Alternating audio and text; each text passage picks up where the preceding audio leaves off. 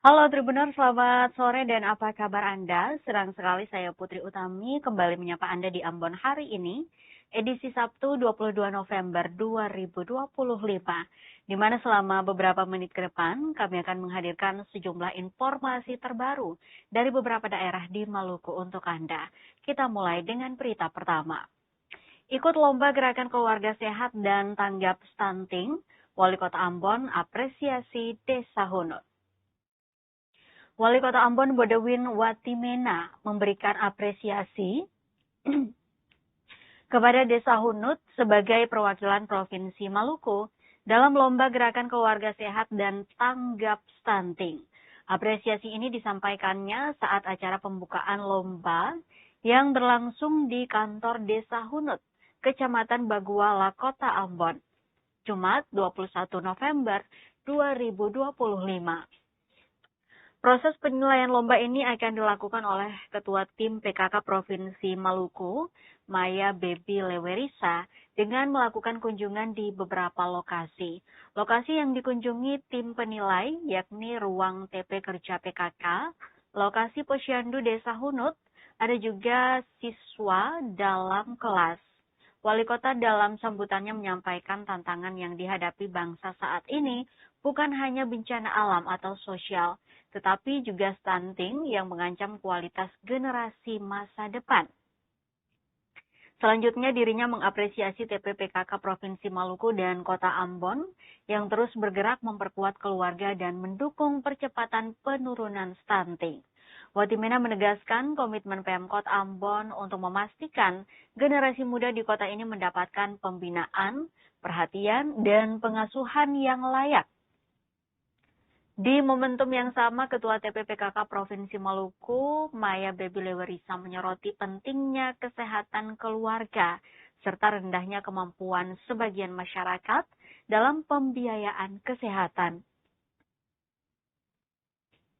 Ia menegaskan bahwa PKK merupakan mitra strategis pemerintah sekaligus ujung tombak pemberdayaan kesejahteraan keluarga di tingkat desa dan kelurahan. Program ini mengedepankan strategi menggerakkan, mengedukasi, dan membina masyarakat agar mandiri dalam menjaga kesehatan dan lingkungannya. Kegiatan lomba ini menjadi momentum memperkuat sinergi antara TPPKK Provinsi dan Kabupaten Kota untuk mempercepat upaya penurunan stunting di Maluku.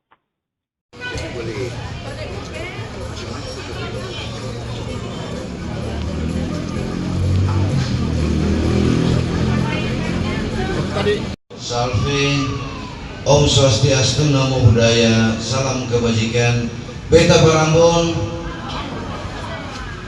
yang sungguh kami hormati dan yang kami hormati tim penilai lomba keluarga sehat, tanggap dan tangguh bencana stunting, Kepala Desa Hunut beserta penggerak PKK Provinsi Maluku yang berkenan hadir. Yang kami hormati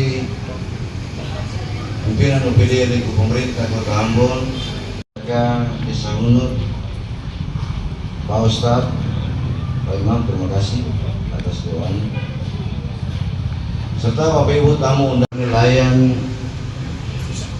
lomba desa sehat tanggap. Dua direktur PT Tanimbar Energi ditahan menyusul Petrus Patlolon, kasus korupsi 6,2 miliar rupiah. Kejaksaan Negeri atau Kejari Kabupaten Kepulauan Tanimbar atau KKT resmi menahan dua tersangka lain dalam kasus dugaan tindak pidana korupsi penyertaan modal pemerintah daerah kepada PT Tanimbar Energi yang bersumber dari APBD tahun anggaran 2020 sampai dengan 2022. Mereka yakni Direktur Utama PT Tanimbar Energi, Johanna Joyce Julita Lololuan, dan Karel FGB Lusnarnera selaku Direktur Keuangan. Penahanan ini setelah Kejaksaan Negeri Kabupaten Kepulauan Tanimbar melalui Seksi Intelijen melakukan pelimpahan tersangka dan barang bukti tahap 2. Anggaran dalam kasus ini sebesar 6,2 miliar, bersumber dari APBD Kabupaten Kepulauan Tanimbar. Dua pejabat perusahaan ini diproses bersama dengan mantan Bupati Kabupaten KKT, Petrus Fatlolon, namun terpisah. Usai tahap 2, Jaksa Penuntut Umum menetapkan penahanan terhadap kedua tersangka selama 20 hari ke depan di Lembaga Pemasyarakatan Kelas 3 Saumlaki. Kasih Intel Kejari Kabupaten Kepulauan Tanimbar, Garuda Caktiviratama menjelaskan bahwa penahanan tersebut dilakukan berdasarkan alasan objektif dan subjektif sesuai ketentuan pasal 21 KUHP. Antara lain untuk mencegah para tersangka melarikan diri, menghilangkan barang bukti atau memengaruhi pihak-pihak terkait dalam perkara. Dengan dilakukannya penahanan, tahap penuntutan akan segera dilanjutkan melalui penyusunan surat dakwaan serta persiapan pelimpahan perkara ke Pengadilan Tindak Pidana Korupsi. Kejaksaan Negeri Kabupaten Kepulauan Tanimbar menegaskan komitmennya dalam pemberantasan korupsi dan memastikan bahwa setiap penyimpangan keuangan negara ditindak secara profesional, proporsional, dan transparan. Kasus yang menyeret mantan pejabat daerah Kabupaten Kepulauan Tanimbar ini, Kejari menegaskan akan terus menyampaikan informasi perkembangan perkara sebagai bagian dari keterbukaan kepada publik. Iya ya. Oke, thank you.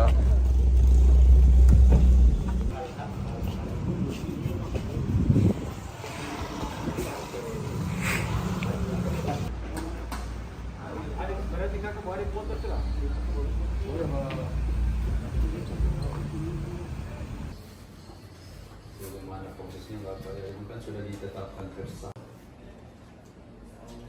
Dana keseluruhan tahun 2022 6,7 Yusma Mira, Jona. betul ya? Saya minta identitasnya. Baru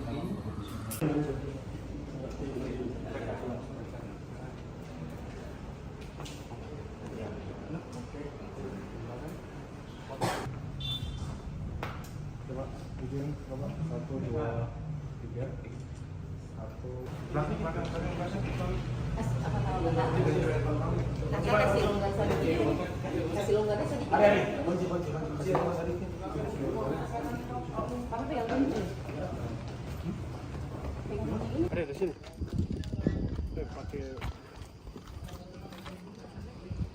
Pakai rompi mana?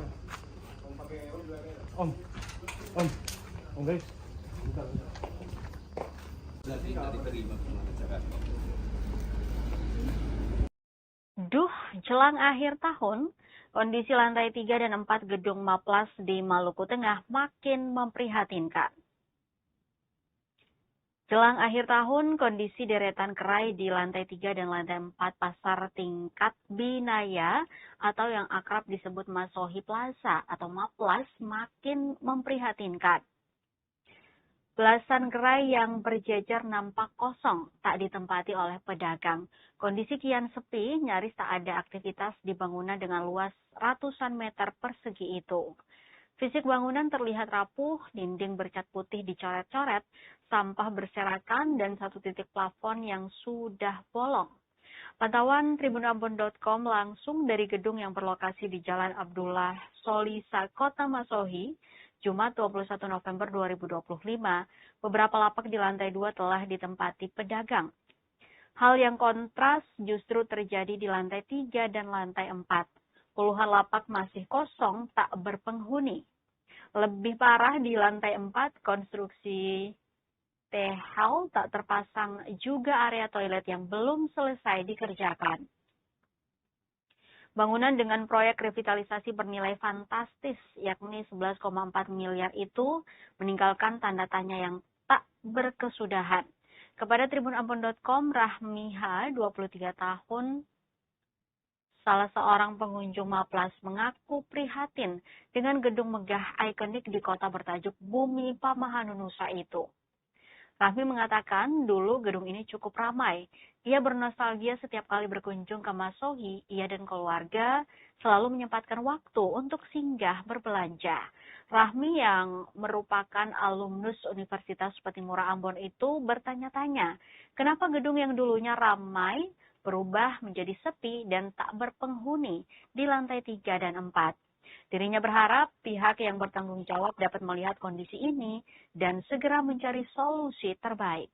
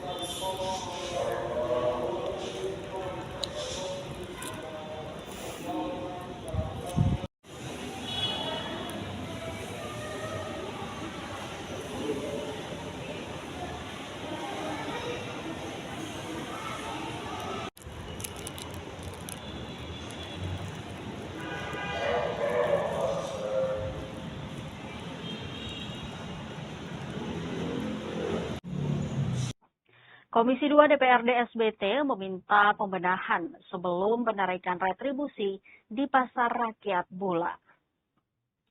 Komisi 2 DPRD Kabupaten Seram Bagian Timur atau SBT menegaskan bahwa kondisi Pasar Rakyat Kota Bula saat ini belum memenuhi standar untuk diberlakukan penarikan retribusi. Pasalnya masih banyak persoalan mendasar yang harus dibenahi pemerintah daerah sebelum menaikkan tarif. Akibatnya, sejumlah pedagang yang saat ini menempati lapak-lapak jualan di kawasan pasar menolak untuk ditagih retribusi. Hal itu disampaikan langsung D saat dikonfirmasi tribunambon.com, Kamis 20 November 2025. Rumadan mengatakan, penolakan pedagang terhadap rencana penarikan retribusi tidak terlepas dari kondisi pasar yang belum nyaman dan belum tertata dengan baik. Ia menyebut sejumlah persoalan teknis masih sering dikeluhkan, mulai dari ruko dan lapak yang berantakan hingga fasilitas dasar yang belum memadai. Kata dia, fokus pemerintah daerah dan DPRD saat ini adalah melakukan perbaikan menyeluruh pada infrastruktur dan pelayanan di kawasan pasar, mulai dari kenyamanan area berjualan hingga kondisi bangunan yang masih kerap mengalami kebocoran dan lantai yang basah. Rumadan menambahkan kondisi pasar yang tidak nyaman, baik bagi pedagang maupun pembeli, menjadi alasan utama perlunya percepatan perbaikan sebelum kebijakan baru diberlakukan. Ia berharap dinas terkait dapat segera menuntaskan sejumlah pekerjaan fisik sehingga pasar benar-benar layak difungsikan secara optimal dan dapat meningkatkan pendapatan asli daerah atau PAD secara berkelanjutan. Pasar ini adalah pasar daerah dan tentu penolakan ini kaitannya dengan retribusi. Bahwa memang saat ini ada terjadi pembenahan di beberapa ruas, termasuk pengamanannya juga. Ada pembangunan pasar dan itu bukan sesuatu yang menyulitkan buat kita. Tapi target dari DPRD ataupun pemerintah daerah adalah bagaimana kita lakukan pembenahan infrastruktur yang ada dalam pasar Bula ini diperbaiki, kita perbaiki pelayanannya, dan kemudian setelah itu baru bisa kita tarik retribusinya. Jadi memang banyak hal yang harus diperbaiki. Situasinya tidak nyaman memang karena ada yang di luar, di dalam juga ada kebocoran maupun lantai yang basah dan sebagainya.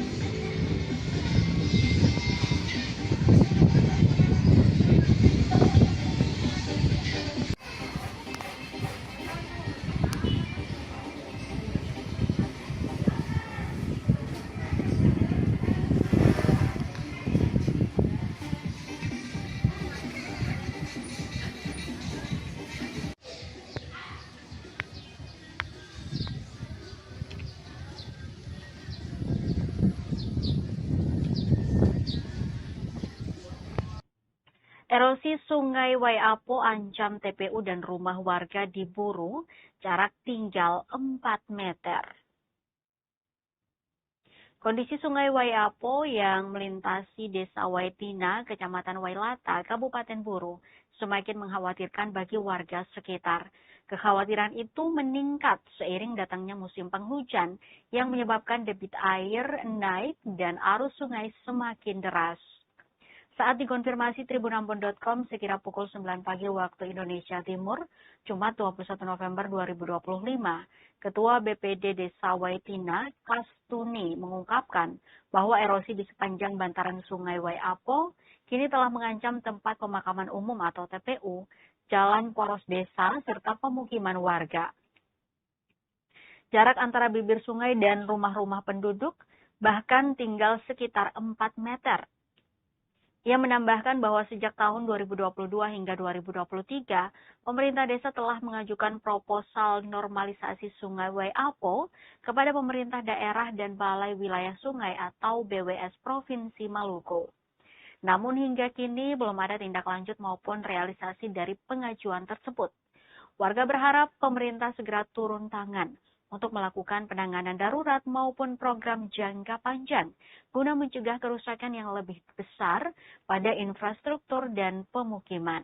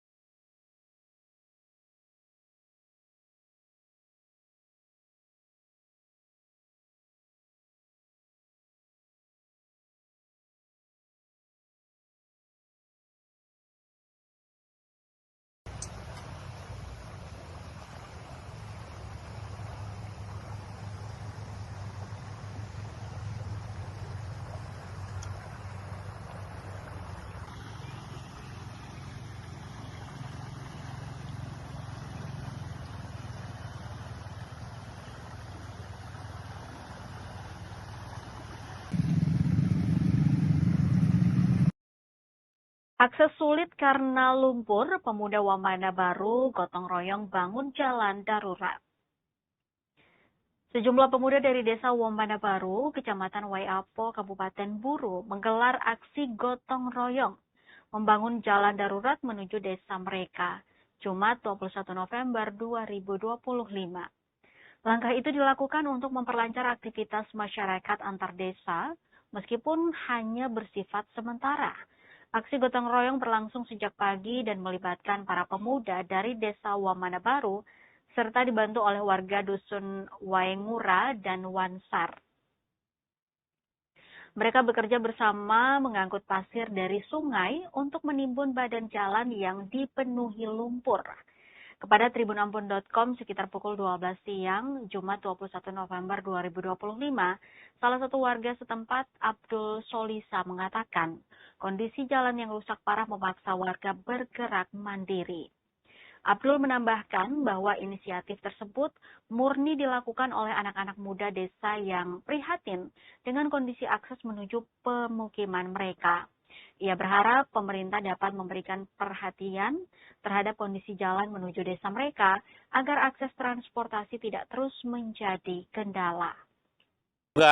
Tim dari Ikhlas bagaimana tim Ikhlas? Coba suara sedikit lo untuk Pak Ikram Mosugi, Pak Bupati, coba tolong lihat ketemu jalan. Untuk Pak Bupati Buru bahwa untuk seluruh desa adat, salah satu desa Ombra Baru kemarin yang mampu menciptakan suara banyak. Jadi harus Bupati Buru harus lihat ketemu jalan ini. Betul, sepakat luar biasa. Pemerintah pusat Pak Prabowo harus langsung intervensi nih Ombra Baru, salah satu desa adat terpencil di hutan belantara yang memiliki akses jalan yang sangat sulit untuk ditempuh masyarakat untuk melakukan akses jual beli di pasar Pak ini. Masyarakat berjalan kaki Pak ini kasihan. Ini baru pulang dari pasar ini Pak. Pemerintah daerah harus melihat ini. Ayo pikul ya.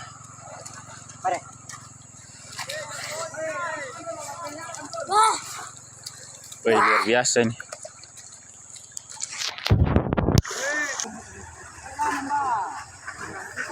Bikai bagai na, tiba bagai.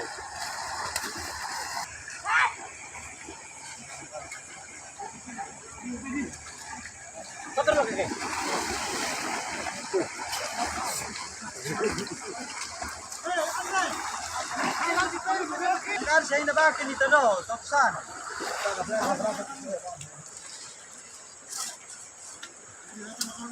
Ini media keras. Sebenarnya iya sih tulangnya.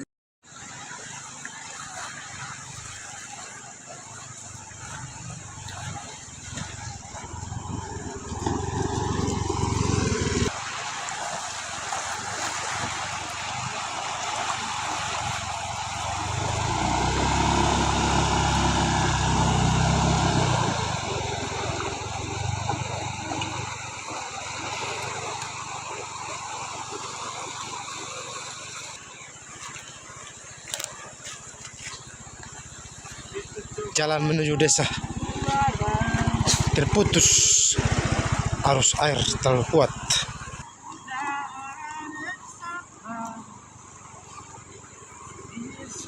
Inilah kondisi jalan, hampir mau habis.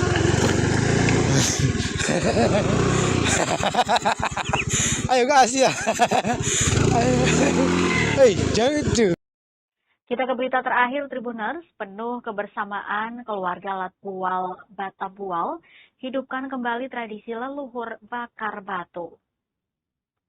Di Desa Persiapan Modan Mohe, Kecamatan Lolongguba, Kabupaten Buru, aroma keladi dan kaspi yang berpadu dengan panasnya batu membara, mengisi udara sejak pagi.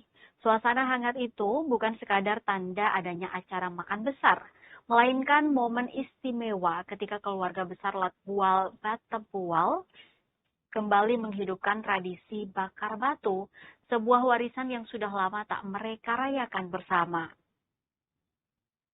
Pada 19 November 2025, sejak pukul 9 pagi, halaman tempat kegiatan berlangsung dipenuhi canda dan kerjasama. Orang tua, anak muda, hingga anak-anak turun tangan mempersiapkan bahan makanan keladi, ampas kasbi, ayam panggang, dan ikan lele yang nantinya akan disajikan di atas daun pisang, seperti cara yang diajarkan leluhur mereka dahulu.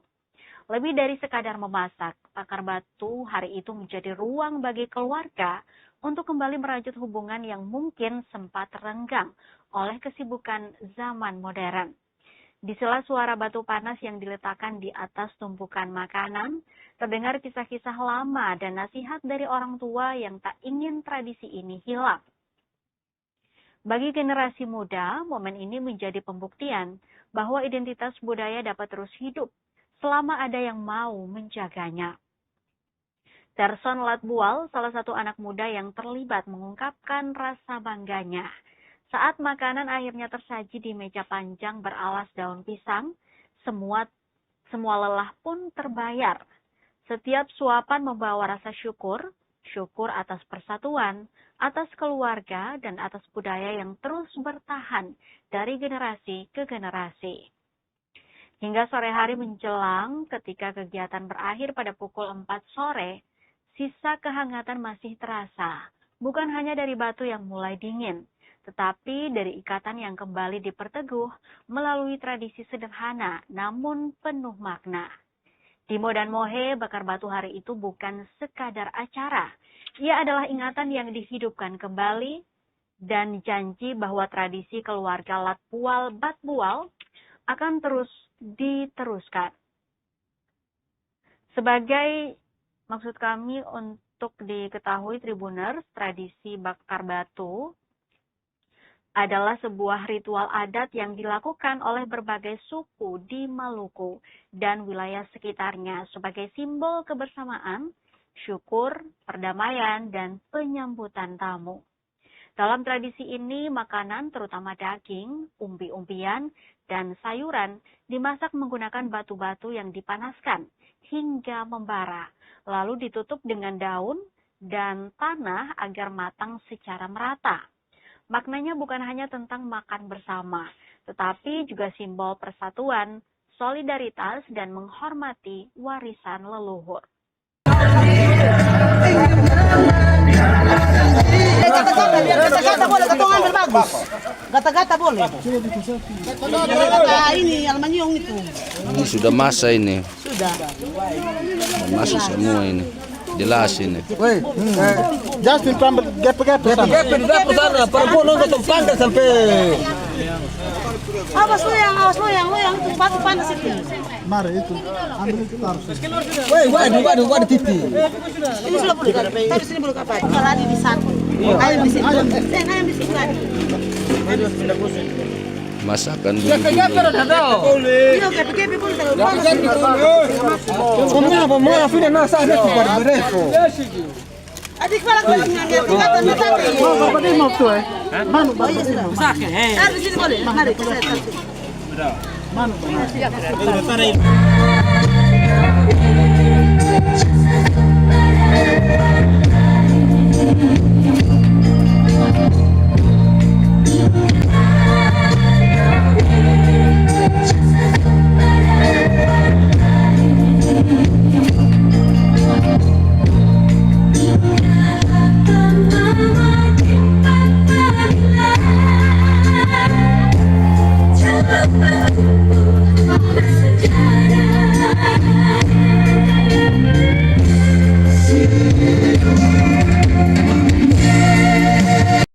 Tribuners, informasi dari Pulau Buru tadi sekaligus mengakhiri perjumpaan kita di Ambon hari ini. Saya Putri Utami mewakili seluruh kru yang bertugas mengucapkan terima kasih atas kebersamaan Anda. Selamat sore, sampai jumpa dan amato.